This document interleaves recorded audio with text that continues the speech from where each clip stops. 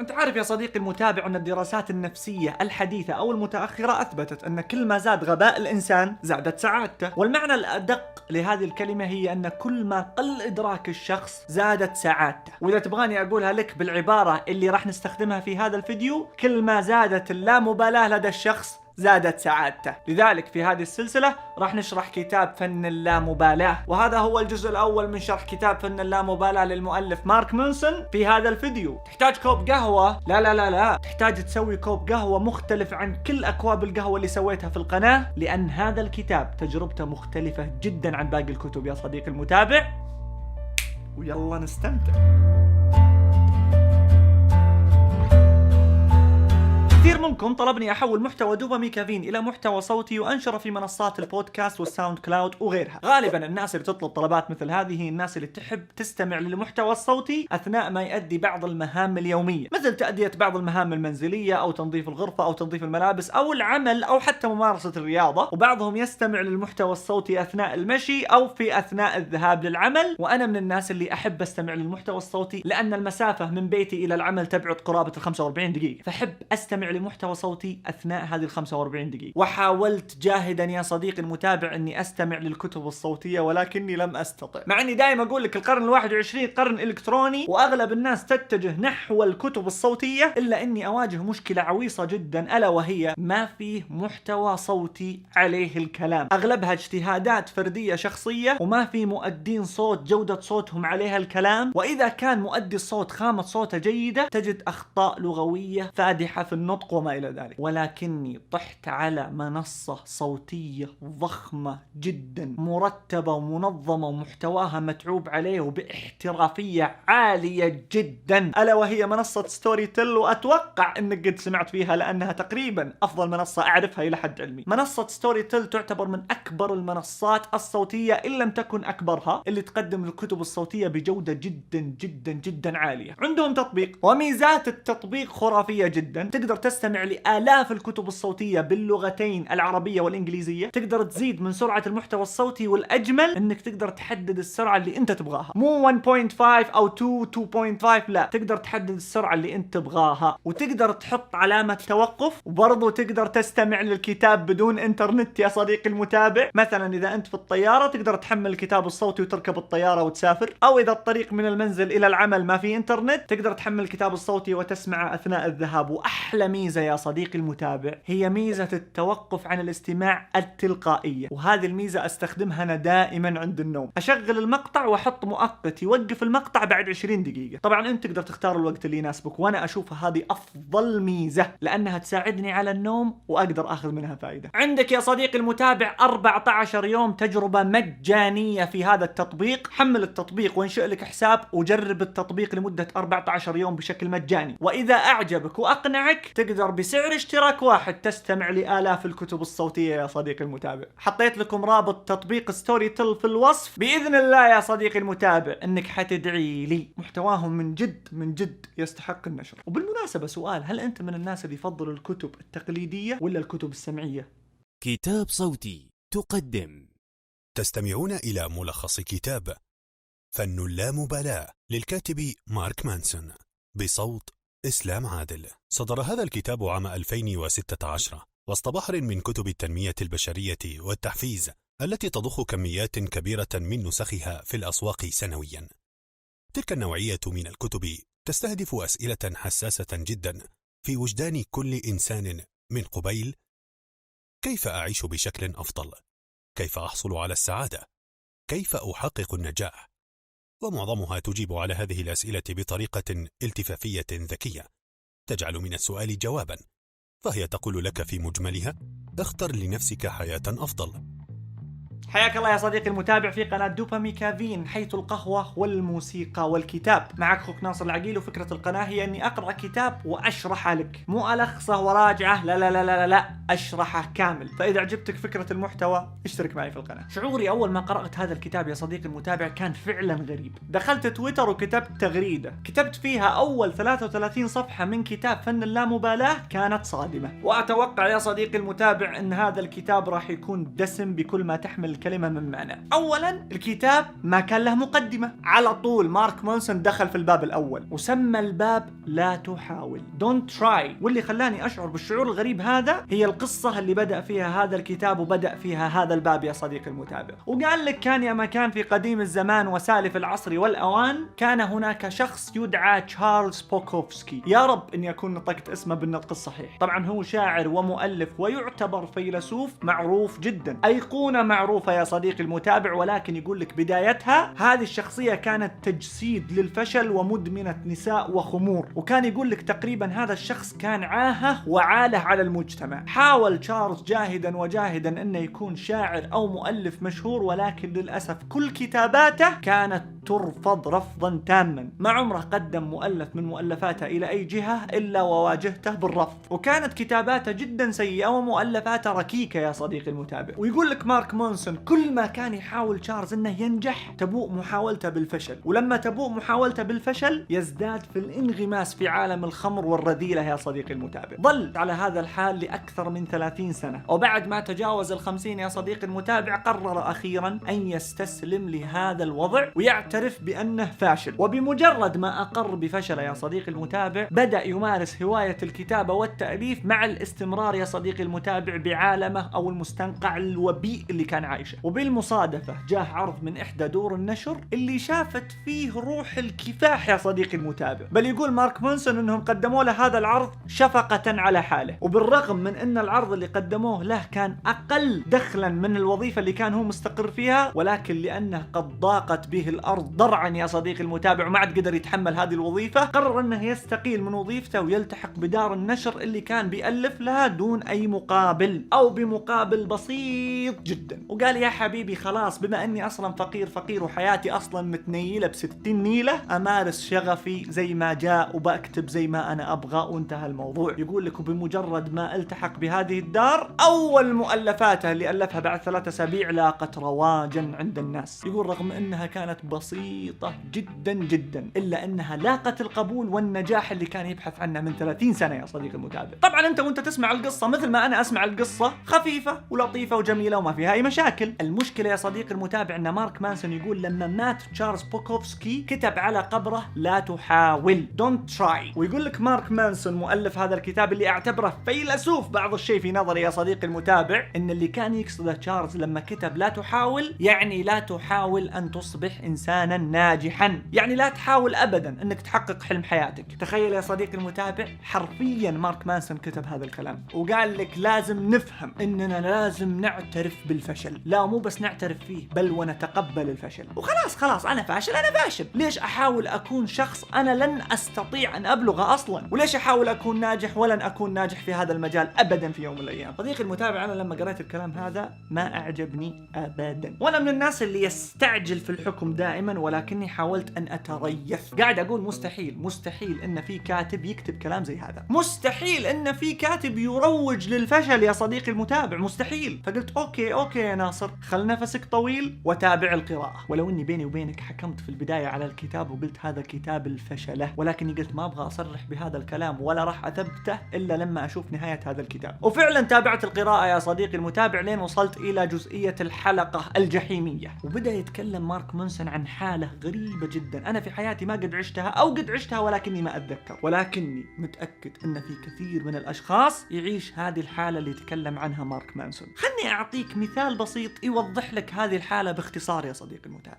قال لك تخيل أن في شخص عنده فوبيا من ركوب الطيارة، شخص يخاف من الطيارة، وقال لك تخيل معاي أن هذا الشخص بدأ يفكر في خوفه من الطيارة. ليش أنا أخاف من الطيارة وكيف أتخلص من الخوف من الطيارة وما إلى ذلك. وقال لك تخيل معاي أنه تعمق في التفكير لين وصل لمرحلة أنه فكر في خوفه من الطيارة نفسه، وقال خوفي من الطيارة هذا ممكن يتسبب لي بأمراض قوية جدا وممكن حتى يتسبب لوفاتي. وهذا الكلام حقيقي جدا، شدة الخوف قد تتسبب بوفاة الشخص. وبدأ يخاف من خوفه من الطيارة، وهذا الشخص رسميا دخل في الحلقة الجحيمية، الدوامة الغير منتهية يا صديقي المتابع، اللي فيها تخاف من خوفك من شيء معين، أو إذا كنت من الناس اللي يغضب بسرعة على أي شيء وتبدأ تفكر بغضبك وتقول ليش أنا أغضب على أي شيء وأغضب بسرعة، وتبدأ تغضب من نفسك لأنك تغضب ترغب على أي شيء وبسرعة. شفت الدوامة هذه يا صديقي المتابع؟ في ناس تقلق لأنها تقلق من شيء معين، وتحزن على نفسها لأنها تحزن من شيء معين، وهذه من أعجب الحالات اللي سمعت عنها يا صديقي المتابع. طبعا هنا أنا ما أخفيك، قعدت أسأل نفسي سؤال: إيش الرابط بين الحلقة الجحيمية اللي قاعد يتكلم عنها الآن مع قصة تشارلز بوكوفسكي اللي قالها قبل شوي؟ ما أدري، خلنا نشوف. وقام مارك مانسون وجه رسالة للناس اللي تعيش هذه الحلقة الجحيمية يا صديقي المتابع، وقال لهم: أي شخص يعيش هذا النوع من الحلقات الجحيمية تأكد أنك إنسان طبيعي، وأن الأمر اللي قاعد تمر فيه طبيعي جدا، بل أنها من أكبر النعم اللي أنعمها الله سبحانه وتعالى على الجنس البشري. قال لك المخلوق الوحيد اللي يقدر يفكر في أفكاره هو الإنسان، وهذه نعمة عظيمة جدا. فإذا كنت من الناس اللي يعيش هذه الحلقات تأكد أنك إنسان بكل ما تحمل الكلمة من معنى. وقال لك الشاهد في هذه القضية هي أن بعضنا لما يدخل في هذه الحلقات الجحيمية نجد أن واقعنا ومحيطنا يمطر علينا بالرسائل اللي تقول لنا حياتي أفضل من حياتك. يقصد بهذا الكلام يا صديقي المتابع على سبيل المثال السوشيال ميديا، اللي بمجرد ما تدخلها تشوف كل الناس عايشة حياة سعيدة، وتشوف جميع الأشخاص يعرضون لك الجانب المشرق من حياتهم، ويقول لك فتبدأ أنت تلوم نفسك وتستحقر من ذاتك وتحس انك انسان فاشل، وتبدأ تدخل في دوامات حزن واكتئاب. قال ممكن ما تحس فيها، ولكنها بالتأكيد موجودة، وأثرها ينعكس على أفعالك يا صديقي المتابع. وهذه بالمناسبة بقولها لك، هذه ما قالها مارك مانسون، هذه علمني إياها ولد خالتي محمد، وكانت جملة عظيمة جدا. قال لك المقارنات دائما ما تكون سيئة وسلبية على اللي قاعد يقارن. ليش؟ لأنك تقارن أفضل ما لدى الشخص بأسوأ ما لديك، وهذه المقارنة فاشلة وغير عادلة أبدا. تقارن أفضل شيء يعيشه الشخص مع أسوأ شيء تعيشه أنت. ويقول مارك مانسون أول أجدادنا إذا جو يحزنون كان يدخل بنفس الدوامة اللي إحنا ندخل فيها، وبعد شوي يقول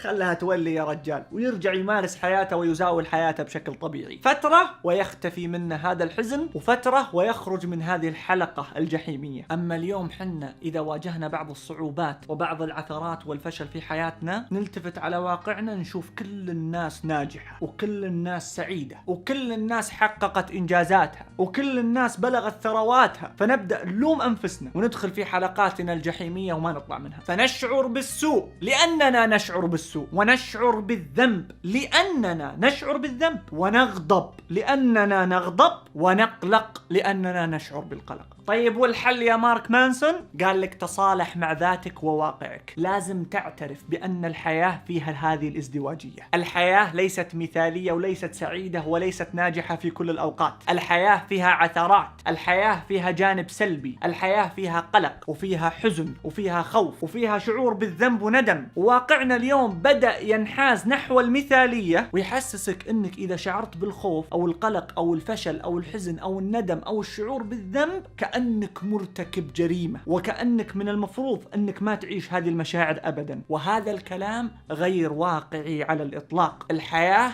فيها حلو ومر، فيها زين وشين، فيها إيجابية وفيها سلبية، فيها سعادة وفيها حزن وفيها نجاح وفيها فشل. وقال لك أن تفرط نحو الإيجابية والمثالية أثره راح يكون سلبي عليك، ما راح يكون إيجابي. وأنك تهتم بشكل مفرط بشكل زائد عن اللزوم في كون أنك لازم تنجح في هذا المجال، ولازم تحقق هذا الإنجاز في هذا المجال، ودائما لازم تكون سعيد، ودائما لازم تكون إيجابي. قال لك الإفراط في الاهتمام بهذا الأمر ينعكس عليك بشكل سلبي. فلذلك تحتاج في هذه المواقف يا صديقي المتابع إلى فن اللامبالاة. تحتاج تجلس مع نفسك، تتصالح مع ذاتك، وتراجع الأمور اللي موجودة في حياتك اللي أنت أعطيتها اهتمام أكثر من اللازم، وتخفف من هذا الاهتمام وتتعامل معها بفن اللامبالاة يا صديقي المتابع. هنا بديت أشوف مارك مانسون يكتب، بديت أشوف قلم يا صديقي المتابع يستحق القراءة. بدأ يمتعني مارك مانسون، بدأت تتضح لي الرؤية، بديت أربط النقاط. لما وصلت إلى هذه النقطة عرفت أن مارك مانسون يا صديقي المتابع يرفض التطرف نحو المثالية والإيجابية. وفعلا التطرف نحو المثالية والإيجابية والعمل الزائد أمر ليس صحي على الإطلاق. ومهم أنك تفهم هذا الموضوع وهذه الرؤية يا صديقي المتابع، لأن قد يلتبس عليك بعض الفهم، أو في ناس قد يلتبس عليهم بعض الفهم ويعتقدون أن مارك مانسون هنا يتكلم عن أنه مو لازم تصير إيجابي، ومو لازم تنجح، ومو لازم تسعى نحو تحقيق أهدافك وأحلامك. كلامك، خليك إنسان جدا سطحي غير مكترث وغير مهتم وعيش حياتك سعيدا. لا لا لا لا لا لا، مارك مانسون لم يقصد الكلام هذا. مارك مانسون يقصد الحالات اللي تعيش التطرف نحو المثالية والإيجابية. مارك مانسون يتكلم عن الناس اللي يتهربون من السلبية ويتهربون من الذنب ويتهربون من الفشل أو الإحساس بالتوتر والقلق والخوف. في ناس فعلا يا صديقي المتابع عايشة على كذا. مارك مانسون يقصد الحالات هذه وقال لك عادي إذا أنت حاولت أنك تنجح في مجال معين وفشلت اعترف بهذا الفشل. لا، وقال لك في ناس تحاول تتجنب هذا الفشل، قال لك لا لا لا، عيشة عادي. تفتح مشروع تأكد أن هذا المشروع معرض للفشل 9 مرات وللنجاح مرة. أمر جدا جدا طبيعي. وترى على فكرة الرقم اللي قلت لك إياه حقيقي. 90% يا صديقي المتابع من المشاريع تفشل و10% هي اللي تنجح فقط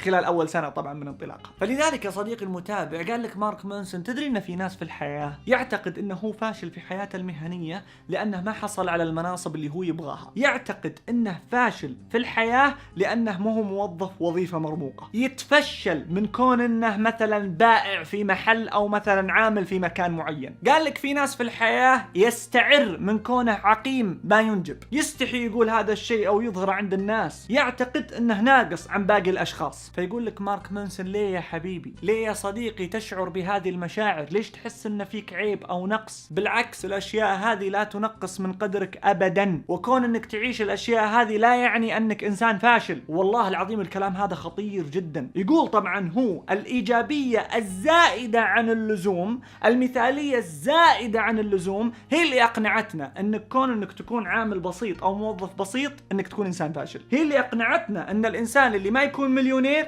هو فاشل. لا بالعكس. وترى الكلام هذا جدا حقيقي. وفي المقابل يا صديقي المتابع عشان ما يلتبس عليك الفهم، لا تفهم أنك لازم تتوقف عن السعي نحو هذه الأشياء إذا كنت أنت تبغاها. بالعكس اسعى نحوها. ولكن يقول لك مارك مانسون تحقيق هذه الأشياء اللي أنت تتمنى أنك توصل لها يتطلب منك أن تعيش الجانب السلبي المرافق لهذا النجاح. وأعطيك هذا الاقتباس العظيم نصا مثل ما قال في الكتاب: كل ما له قيمة في الحياة، أي شيء له قيمة في الحياة يجري كسبه من خلال التغلب على السلبية المرافقة له. أي شيء قيم في الحياة تحصل عليه لما تهزم السلبيات المرافقة له وتتخطى كل العقبات اللي جاية معه. وأي محاولة للهروب من الجانب السلبي أو تجنبه أو إسكاته أو قمعه لن يكون لها إلا أثر عكسي. تجنب المعاناة ليست إلا شكلا من أشكال المعاناة. الله الله الله الله، والله كلام حقيقي. خلني أعطيك تجربتي الشخصية يا صديقي المتابع. أنا من الناس اللي انفصل أمي وأبوي عن بعض لما كان عمري 10 سنوات، وقبلها طبعا كانوا يمرون بفترة فيها مشاكل كثير، وكانوا مفترقين عن بعض من فترة أصلا، من يوم ما كان عمري تقريبا 7 أو 8 سنوات. فكنت يا صديقي المتابع أعشق المدرسة،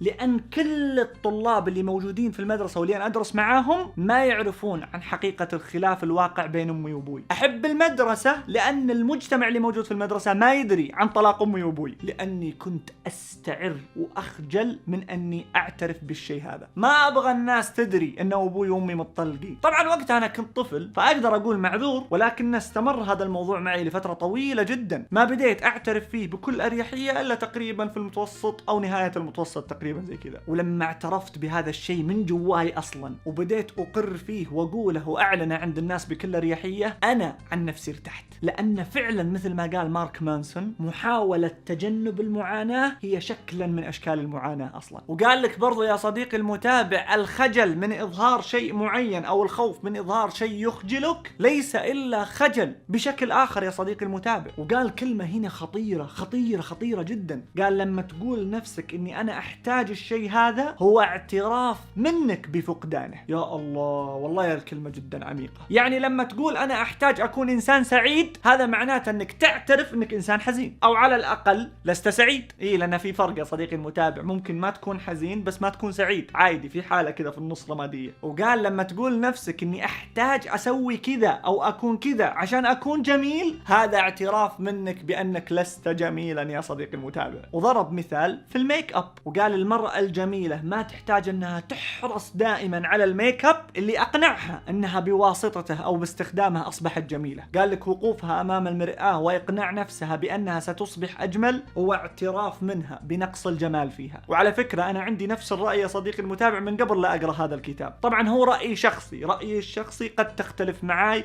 واختلافك معاي لا يفسد للود قضية، فما تحتاج تجي في التعليقات وتتهجن، هذا رأي شخصي. أنا كنت دائما أقول لأهلي لما أجلس معاهم إيش السبب اللي يخليك تكونين متعلقة جدا بالميك اب للدرجة اللي تخليك توصلين لمرحلة إنك ما تقدرين تقابلين الناس بدون ما تحطين ميك اب، في حالات ما تقدرين تطلعين فيها قدام الناس إلا لما يكون فيها ميك اب. وقلت على سبيل المثال هل في واحدة منكم تقدر تحضر زواج بدون ما تحط ميك اب؟ اليوم أصبح هذا الأمر يكاد يكون ضرب من ضروب المستحيل. فقلت إيش السبب وراء هذا؟ وطبعا أمي أعطتني جواب، وأختي أعطتني جواب، وخالتي أعطتني جواب، وكل أجوبتهم للأمانة ما أقنعتني. قلت مع احترامي لكم جدا ولكن عندي رأي مختلف. طبعا أنا ما قلت لهم إنه أنت إذا حطيتي ميك اب معناته إنك أنت مو جميلة، لا لا لا. قلت أنتم لما تحطون ميك اب تحاولون ترضون الناس اللي أنتم رايحين لهم، الناس اللي هم بيشوفونكم. فقالت لي واحدة من أهلي لا أن نحط الميك اب عشان رضانا النفسي. قلت لا أتحداك، قد يكون في نسبة نعم إنك تحطين الميك اب عشان ترضين نفسك، وهذا له جوانب ثانية نتكلم فيها عن نقص الثقة اللي هو كان يقصدها مارك مانسون، ولكني أنا أشوفها من منظور مختلف، إنه لا أنت قاعدة تحاولين تحرصين على الميك اب عشان اللي يشوفك يقتنع إن مظهرك جميل. قلت للأسف هذا الموضوع أصبح ثقافة، أنا ما ألوم كل فرد منكم لأنها صارت ثقافة مجتمعية، ولكني قلت أنا عن نفسي راح أشبه الميك اب باللبس اللي أنا أطلع فيه قدام الناس، راح أحرص إني ألبس لبس جميل ولكن مو للدرجة اللي تخليني أحاول ألبس لبس تقول أنت عنه إنه جميل. أنت جميلة، ما تحتاجين تقنعينهم هم إنك أنت جميلة، ما تحتاجين تحرصين على الميك اب لدرجة إنك ما تقدرين تقابلينهم أحيانا عشان يعترفون إنك أنت والله مظهرك جميل. طبعا لا تفهمين مني إني أنا قاعد أقول إذا حطيتي ميك اب أنت فيك غلط، لا ما أقول كذا، لكن أنا قاعد أقول لو ما حطيتي ميك اب وش المشكلة؟ هذه النقطة اللي أنا أبغى أوصلها. وضربت لهم مثال قلت لهم الوجه الطبيعي إلا ما يلقى قبول في النفس بشكل فطري يا صديقي المتابع. وقلت لهم في بعض الأحيان نبدأ نتابع فيلم نشوف فيه أنثى أو ذكر ملامحهم في بداية الأمر جدا جدا عادية، قلت بعد ما نندمج في الفيلم ويتكرر علينا رؤية وجههم نبدأ نشوف وجههم جدا جميل، وعلى نهاية الفيلم نوصل إلى أنه هذا الشخص جدا جميل وهذه الممثلة جدا جميلة، ونقفل الفيلم على كذا يا صديقي المتابع، وتعلق صورة نمطية أنه هذاك الممثل جميل وهذيك الممثلة جميلة. وبعد فترة ترجع تشغل الفيلم، أول ما تشغل الفيلم تقول ها